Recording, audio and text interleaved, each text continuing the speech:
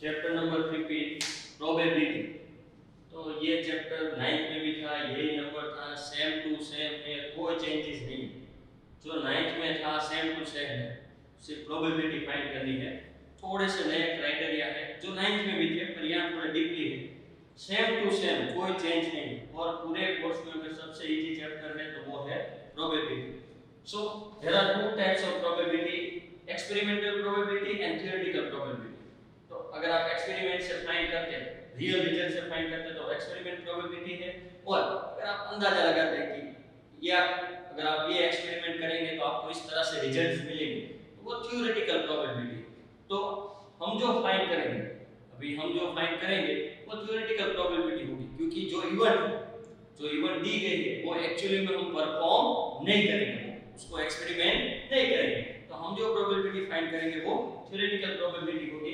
तो experimental probability के बारे में थोड़ा, इन दोनों का कोई भी चीज एग्जाम में नहीं आने वाला है, आपको सिर्फ प्रोबेबिलिटी कैसे फाइंड होगी वो ध्यान में रखना है, वो एग्जाम में आएगा। क्वेश्चन में से आपको जो दिया है कि इस इवेंट की प्रोबेबिलिटी फाइंड करो, और इसके बारे में थोड़ा जान लेते हैं। ये दो टॉपिक दिए हैं, तो हमने क्लास 9 में देखा था कि probability of event which was based on the result of actual experiment. ऐसे इवेंट जिसका रिजल्ट एक्चुअल एक्सपेरिमेंट से मिलता है, अगर आप वो एक्सपेरिमेंट कंडक्ट करते हैं अपने आप और उससे जो आपको रिजल्ट मिलता है और उस रिजल्ट की आप प्रोबेबिलिटी फाइंड करते हैं, तो वो प्रोबेबिलिटी होगी एक्सपेरिमेंट प्रोबेबिलिटी। मतलब वो इवेंट, वो एक्सपेरिमेंट आप खुद परफॉर्म करते हैं और उसमें से जो रिजल्ट मिलते हैं और प्रोबेबिलिटी फाइंड करते हैं, तब एक्सपेरिमेंटल प्रोबेबिलिटी होगी। तो ये प्रैक्टिकल केसेस में होता है, पर हम अगर यहाँ फाइंड करेंगे तो वो इवेंट हम परफॉर्म करने वाले नहीं। अगर आपको डेटा दिया होगा कि वेदर फोरकास्ट है, तो हम कोई वेदर फोरकास्ट करने वाले नहीं, और वो जो डेटा दिया होगा उसमें से हम रिजल्ट फाइंड करेंगे, तो हम जो फाइंड करेंगे वो प्रोबेबिलिटी होगी थ्योरेटिकल प्रोबेबिलिटी, क्योंकि हम कोई एक्सपेरिमेंट कंडक्ट करने वाले नहीं। Experiment probability is the ratio of number of trial. ये तो चाहे वो कोई भी प्रोबेबिलिटी हो, उसका इक्वेशन तो सेम ही होगा, उसमें कोई चेंज नहीं है। देन थ्योरेटिकल प्रोबेबिलिटी, जो हम फाइंड कर रहे हैं। एक्सपेरिमेंट का मतलब क्या हुआ कि आप खुद एक्सपेरिमेंट, जो आपको प्रोबेबिलिटी फाइंड करनी है, जिस इवेंट की आपको प्रोबेबिलिटी फाइंड करनी है, वो एक्सपेरिमेंट आप खुद कंडक्ट करते हैं और उसमें से जो रिजल्ट मिलते हैं तब आप प्रोबेबिलिटी फाइंड करते हैं। तो ये हमारे केस में पॉसिबल नहीं है, क्योंकि हमें रिटर्न वर्क करना है, हमें कोई एक्सपेरिमेंट कंडक्ट नहीं करना है। हमें तो पहले से डेटा दिया होगा कि इस एक्सपेरिमेंट का जो रिजल्ट है वो ये है, हमें खुद एक्सपेरिमेंट करके फाइंड करने की जरूरत नहीं। हमें तो वो रिजल्ट दिए होंगे और उस उन्हीं रिजल्ट में से वो एक्सपेरिमेंट के जो आउटकम है उनके रिजल्ट्स हमें दिए होंगे, हमें एक्सपेरिमेंट कंडक्ट करने की जरूरत नहीं है, उन्हीं रिजल्ट्स की हमें प्रोबेबिलिटी फाइंड करनी है। तो हम जो फाइंड करेंगे वो प्रोबेबिलिटी होगी थ्योरेटिकल प्रोबेबिलिटी, क्योंकि हम एक्सपेरिमेंट कंडक्ट करने वाले नहीं। सो यहाँ थ्योरेटिकल प्रोबेबिलिटी में कॉन्सेप्ट दिया है, we know that when we toss a coin then there are only two possible outcome. अगर आप कॉइन टॉस करते हैं तो टोटल पॉसिबल आउटकम कितने हैं? 2।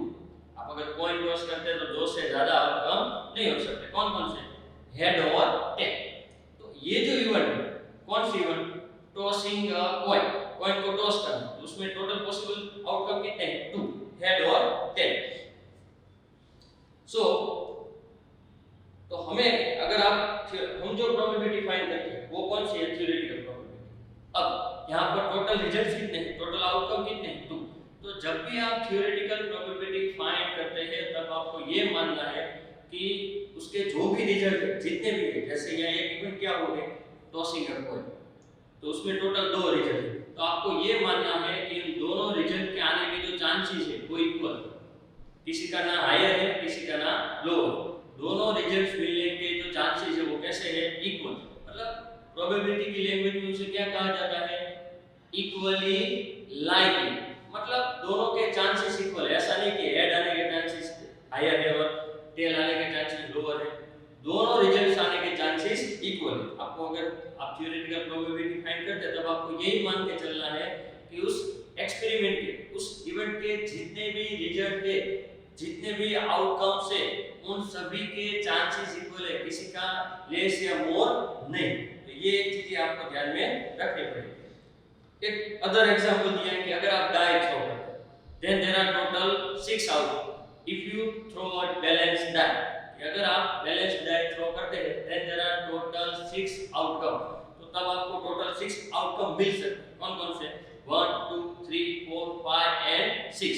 आपको डाई के ऊपर, डाई का जो फ्रंट पेज है उसके ऊपर क्या, या तो 1 मिलेगा, 2 मिलेगा, 3 मिलेगा, 4 5 या 6, इन नंबर में से कोई एक नंबर मिलेगा। तो तब अगर आप थ्योरेटिकल प्रोबेबिलिटी फाइंड करते हैं, अगर आप एक्सपेरिमेंट करते हैं, तो आप थ्रो करके देखेंगे कि आप आपके जो भी रिजल्ट है उसके लिए आप डाई थ्रो करके देखेंगे, आप थ्रो करके देखेंगे 10 में से कौन सा नंबर आए, तो उसकी उतनी प्रोबेबिलिटी। पर हमें कोई एक्सपेरिमेंट कंडक्ट नहीं करना। अगर डाइस वाला सम है तो हमें साथ में डाइस लेके जाना नहीं, कॉइन वाला सम है तो हमें साथ में कॉइन लेके एक्सपेरिमेंट नहीं करना। उसके आउटकम हमें दिए हुए, या हमें ये मान के चलना है कि उसमें जितने भी रिजल्ट्स है, उसके जितने भी आउटकम है, उसके जितने भी रिजल्ट है, उन सभी के चांसेस इक्वल है। जैसे कि डाइस में टोटल 6 आउटकम है, तो उन सभी 6 आउटकम के जो चांसेस है, उन सभी 6 आउटकम के जो चांसेस है वो इक्वली लाइकली, मतलब इक्वल है, कोई लो लेस या मोर नहीं। तो ये आपको थ्योरेटिकल प्रोबेबिलिटी में याद रखना है। तो मैंने जैसे बताया कि हम जो प्रोबेबिलिटी फाइंड करेंगे वो थ्योरेटिकल प्रोबेबिलिटी होगी, चाहे वो एक्सपेरिमेंट हो या थ्योरेटिकल।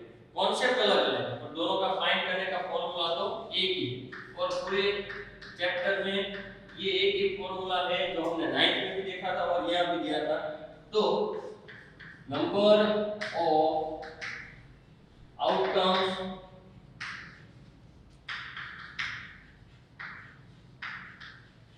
फेवरेबल टू ई, मतलब इवन,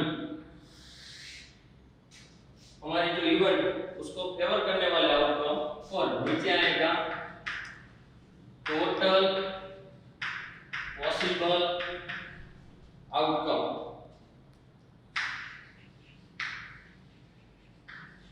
ऑफ एक्सपेरिमेंट। बस ये एक ही फॉर्मूला है जिसमें 90% चैप्टर आ गया।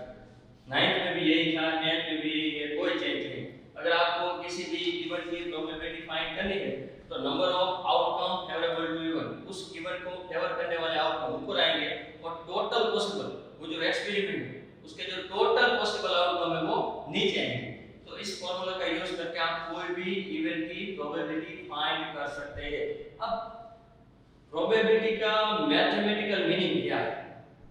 प्रोबेबिलिटी का, चलो ये तो हो गया कि प्रोबेबिलिटी मतलब कोई भी इवेंट है उसकी आप प्रोबेबिलिटी फाइंड कर सकते हैं, पर उसका मैथमेटिकल मीनिंग क्या है? हमने पहले देखा एक्सपेरिमेंट प्रोबेबिलिटी, थ्योरेटिकल प्रोबेबिलिटी, बाद में आया फॉर्मूला कि खुद अगर हम खुद एक्सपेरिमेंट करके रिजल्ट्स फाइंड करते हैं और उन रिजल्ट्स की प्रोबेबिलिटी फाइंड करते हैं तो एक्सपेरिमेंट है। पर अगर हम मान लेते हैं कि हमें जो रिजल्ट्स दिए वो सब इक्वल है, मतलब उसमें जितने भी आउटकम है, जैसे कॉइन को टॉस करना तो उसमें 2 आउटकम है तो दोनों के चांसेस इक्वल है। जैसे डाइस को थ्रो करना तो उसमें 6 आउटकम है तो सभी के चांसेस इक्वल। या एक्सपेरिमेंट हमें खुद कंडक्ट नहीं करना होगा, आगे सम आएंगे वहां आपको डेटा दिया होगा, या एक्सपेरिमेंट हमें खुद कंडक्ट नहीं करना होगा और हमें ऑलरेडी डेटा दिया होगा, तब हम जो प्रोबेबिलिटी फाइंड करेंगे वो थ्योरेटिकल प्रोबेबिलिटी होगी, चाहे वो एक्सपेरिमेंट हो या थ्योरेटिकल। प्रोबेबिलिटी का फॉर्मूला है। अब मेन बात यह है कि प्रोबेबिलिटी का मैथमेटिकल मीनिंग क्या है, कि अगर कोई भी चीज है, कोई भी चीज अगर आप आउट ऑफ 100 फाइंड करते हैं, कोई भी चीज को अगर आप आउट ऑफ 100 में कन्वर्ट करते हैं तो आप उसे क्या कहते हैं? परसेंट में। कोई भी चीज को अगर आप आउट ऑफ 100 में से आउट ऑफ 100 कन्वर्ट करते हैं या आउट ऑफ 100 में से उसको फाइंड करते हैं तो उसे हम क्या कहते हैं? परसेंट। वैसे ही कोई भी चीज को अगर आप आउट ऑफ 1 फाइंड करते हैं, कोई भी चीज को अगर आप आउट ऑफ 1 फाइंड करते हैं तो उसे हम क्या बोलते हैं? प्रोबेबिलिटी, कि 1 में से ये कितना होगा। जैसे कि मैं आपको एग्जांपल दे देता हूं कि डाइस के ऊपर 3 आने के चांसेस, अगर आप 1 टाइम थ्रो करेंगे, आपको यहां पर आपके लिए मेन क्या है कि आपको वो एक्सपेरिमेंट थ्योरेटिकली, ऐसा तो पॉसिबल नहीं पर थ्योरेटिकली हम फाइंड कर रहे हैं, तो आपको ऐसा मान के चलना है तो जो एक्सपेरिमेंट है वो सिर्फ हम 1 टाइम कंडक्ट कर रहे हैं, ये 1 टाइम से ज्यादा उसे कंडक्ट नहीं करना। जैसे मैं आपको जस्ट एक एग्जांपल दे दूं कि डाइस के ऊपर नंबर 3 आने के चांसेस कितने हैं?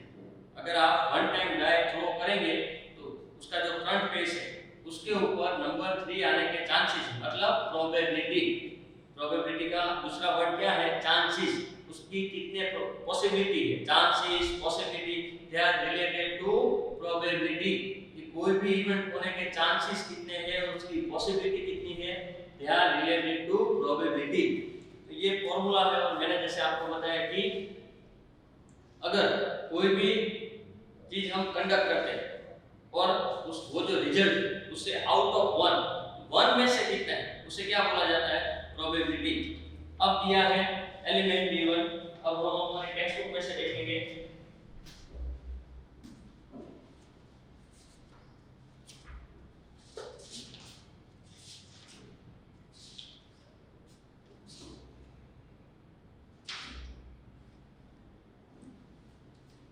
Page number 298।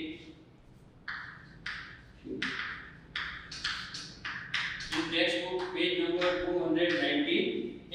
तो वहां पर आपको एक मैथमेटिशियन के बारे में इंफॉर्मेशन दिया है, पियर सिमन लाप्लास। तो उसके बारे में थोड़ा इंफॉर्मेशन ले लेते हैं। Probability theory had it origin in the 16th century. ये प्रोबेबिलिटी का ओरिजिन कब हुआ था? 16th सेंचुरी में an Italian physician and mathematician J. Cartan wrote first book on the subject, the book on the game of chance। उन्होंने एक book लिखी थी, the book on the game of chance। उसमें इसका डिस्क्रिप्शन था। Since its inception, the study of probability has attracted the attention of great mathematician James Bernoulli 1654 to 1705, then A.D. Moore and Pierre Simon Laplace are among those who made significant contribution in this field। ये सब उन mathematician के नाम हैं जिन्होंने probability के field में अपना कंट्रीब्यूशन दिया, मतलब प्रोबेबिलिटी के कॉन्सेप्ट को आगे बढ़ाया। Laplace theory analytics probabilities 1812 is considered to be great contribution by a single person to the theory of probability। तो इन सब मैथमेटिशियन में अगर सबसे ज्यादा कंट्रीब्यूशन था तो वो था पियर सिमन लाप्लास। बस ये कोई एग्जाम में नहीं आएगा, तो हमें थोड़ा कॉन्सेप्ट याद रखना है। अब हमें दिया है example number 1, page number same page number 298। तो इसी में से देख लेते हैं एग्जांपल नंबर 1। आपको एक एग्जांपल में से एक नया कॉन्सेप्ट सिखाना चाहते हैं। Page number 298, example number 1, find the probability of getting head when a coin is tossed once. मैंने आपको बताया कि हमें कोई भी एक्सपेरिमेंट सिर्फ वन टाइम कंडक्ट करना है, क्योंकि प्रोबेबिलिटी का नाम ही क्या है कि आउट ऑफ वन में से कोई भी इवेंट होने के जो चांसेस है उसे क्या बोला जाता है? प्रोबेबिलिटी। इसलिए अगर आप प्रैक्टिकली समझो तो प्रोबेबिलिटी के लिए आपको कोई भी एक्सपेरिमेंट सिर्फ वन टाइम कंडक्ट करना है। तो यहाँ आपको ये दिया है कि अगर आप कॉइन को वन टाइम टॉस करेंगे तो उस कॉइन के ऊपर हेड आने के चांसेस कितने हैं। Also find the probability of getting tail, और टेल आने के भी चांसेस कितने हैं। तो अगर आप प्रोबेबिलिटी फाइंड करेंगे, प्रोबेबिलिटी ऑफ इवेंट मतलब आप इवेंट का नाम कुछ भी दे सकते। तो यहाँ पर फर्स्ट वन अगर आपको लिखना है तो लिख भी सकते हैं, नहीं लिखना है तो नहीं भी लिख सकते। आप कोई भी नाम दे सकते हैं। ये ई मींस इवेंट। आप इवेंट अलग अलग इवेंट है तो ए बी सी डी पर खास ध्यान रखना है कि इवेंट का नाम जो है वो कैपिटल लेटर में दिया जाए। ये सब चीजें हमने 9th में देख ली। तो हम यहाँ पहले ये पहली जो इवेंट है उस ए दे, इवेंट ए है getting head on coin, कि आपको आप अगर कॉइन को टॉस करेंगे तो आपको उसके ऊपर हेड मिले। तो probability of event A, so number of outcome favourable to event. अब हेड मतलब एक, टोटल 2 आउटपुट होते हैं और हमारी इवेंट क्या है कि हमें कॉइन के ऊपर हेड मिले। तो उस इवेंट को फेवर करने वाला आउटकम कौन सा है? एक। यहाँ टोटल 2 आउटकम है, हेड और टेल। पर हमें जो चाहिए, हमारी इवेंट क्या है कि हमें कॉइन के ऊपर हेड मिलना चाहिए। तो इस इवेंट को फेवर करने वाले आउटकम कितने हैं? 1। और टोटल पॉसिबल आउटकम कितने हैं? 2। मतलब मतलब यहाँ दो आउटकम है, दोनों के चांसेस इक्वल है, मतलब कितने हैं 50-50। मतलब 1 का अगर आप 50-50 मतलब हाफ हाफ करेंगे तो क्या आएगा 0.5 या 0.50। वैसे ही गेटिंग टेल कोई भी उसे हम दे देते हैं बी, या अगर आप लिखना चाहे तो टेल भी लिख सकते हैं, प्रोबेबिलिटी ऑफ टेल, उसके भी चांसेस कितने हैं हाफ। मतलब कोई भी इवेंट, चाहे यहाँ पर टोटल आउटकम कितने हैं 2, तो दोनों के चांसेस इक्वल, मतलब कितने हैं हाफ हाफ। सो ये एग्जांपल 1 हो गया। और दूसरी बात कि यहाँ पर आपको ये दिया है कि ऐसी इवेंट जिसमें सिर्फ एक ही आउटकम आता है, ऐसी इवेंट जिसमें सिर्फ एक ही आउटकम, जैसे ये गेटिंग हेड उसमें सिर्फ एक ही आउटकम आता है, गेटिंग टेल उसमें भी सिर्फ एक ही आउटकम आता है। तो ऐसी इवेंट जिसमें सिर्फ एक ही आउटकम होता है उस इवेंट को क्या बोला जाता है एलिमेंट्री इवेंट। ऐसी इवेंट जिसमें सिर्फ एक ही आउटकम होता है।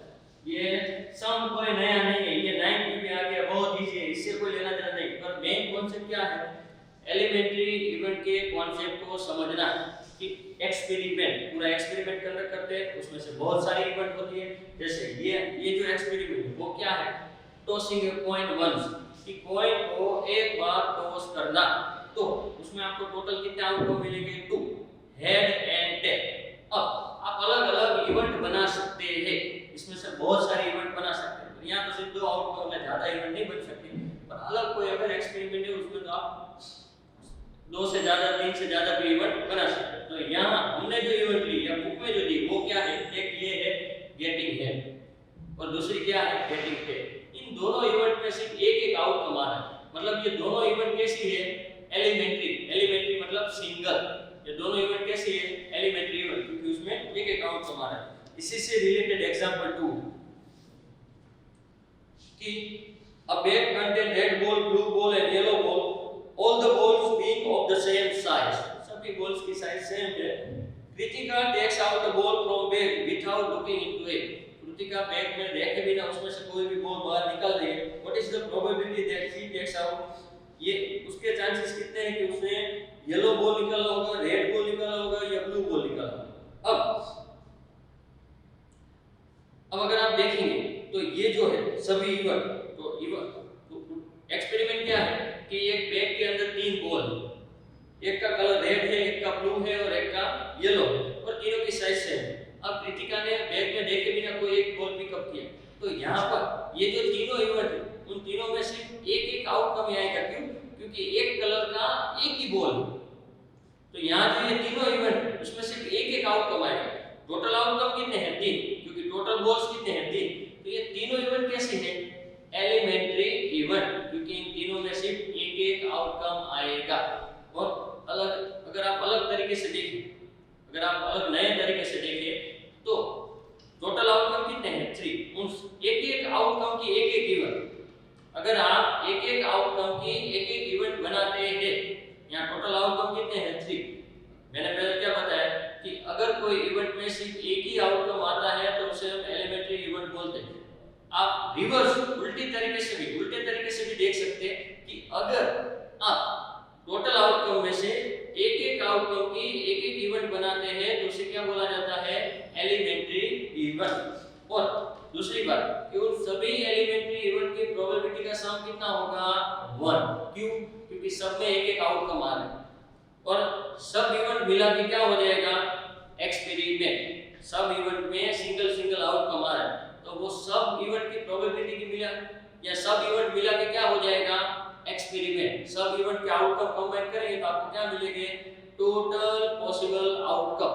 मतलब एक तो ये जानना है कि जिसमें एक ही आउटकम आता है वो इवेंट एलिमेंट्री इवेंट है, और सभी एलिमेंट्री इवेंट मतलब एक आउटकम की एक इवेंट, उन सभी एलिमेंट्री इवेंट की प्रोबेबिलिटी का सम कितना होगा 1। जैसे यहाँ आप देख सकते हैं एग्जांपल 2 में क्या होगा, ये जो 3 इवेंट है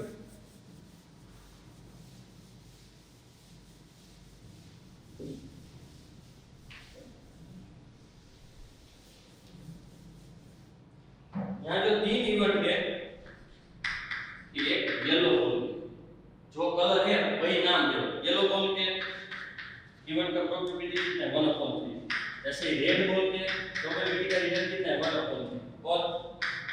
ब्लू बॉल की प्रोबेबिलिटी का रिजल्ट कितना है 1/2।